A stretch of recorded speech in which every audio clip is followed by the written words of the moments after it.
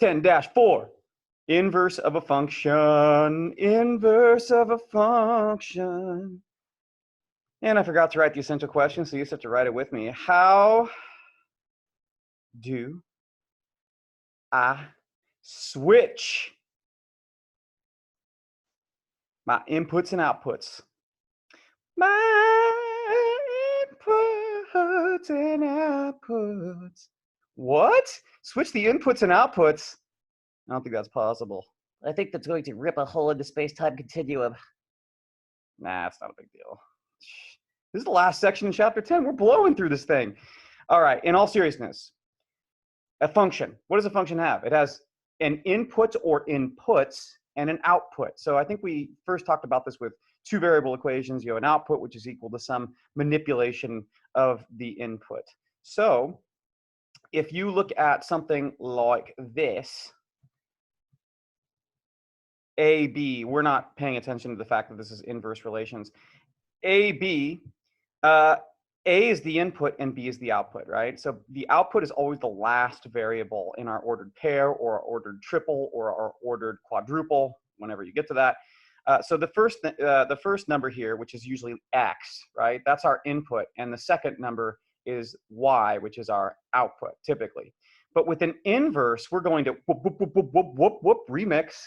We're going to switch that up. So when a relation contains AB, the inverse relation contains BA. So it takes the output, it makes it the input. It takes the input, it makes it the output. Not a big deal. We'll come back to this, finding these things algebraically.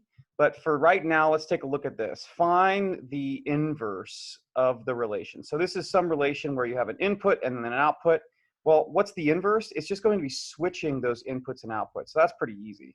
So -4, -3, and then 0, -2. So you're just switching your X's and Y's, which is something some students do accidentally all the time.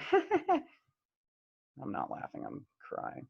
Okay, I'm not going to insult your intelligence and write all these, but I would have to write all of them to find the inverse of the relation. And of course, here you have the same thing. You have your input, that's typically your X, and your output, which is typically Y. But for an inverse, you're going to switch the inputs and the outputs. So the output becomes the input, and the input becomes the output. So this is -1, 1. Now it's going to become 1, -1. 0, 0, looks like that one stays the same. Some things just never change. Looks like 1, 1 stays the same too. And then 4, 2. That's easy. So when you're given the ordered pairs, if you want to find the inverse, then you just switch the X's and the Y's. But what if you need to do it algebraically? So I'm going to say this in words, and then we're going to actually apply it. So finding the inverses of functions algebraically. Set Y equal to f of X. We're going to need an example. Let's use an example here. Okay, so say Y is equal to 2X plus, I don't know, 1. Oh, it's such a beautiful function. Well, first step says set Y equal to f of X. Okay, so Y is f of X. Beautiful. Oh my gosh, that's so beautiful. And then step 2 says switch X and Y.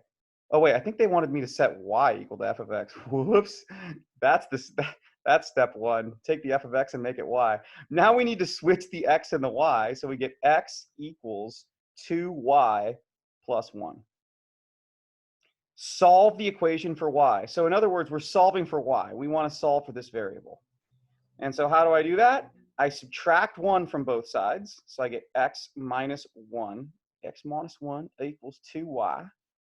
And then I'm going to have to divide both sides by 2Y. But when I divide both sides, I have to divide every term by 2. Remember, terms are separated by addition and subtraction. So I'm going to make a little wall here.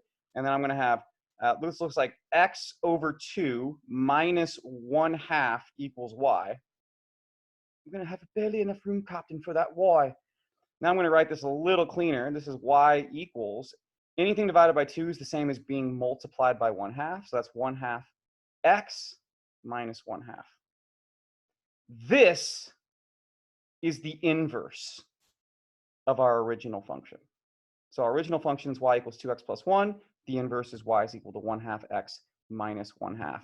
And with that, that's the end of part 1 of this video. I'll be back for part 2.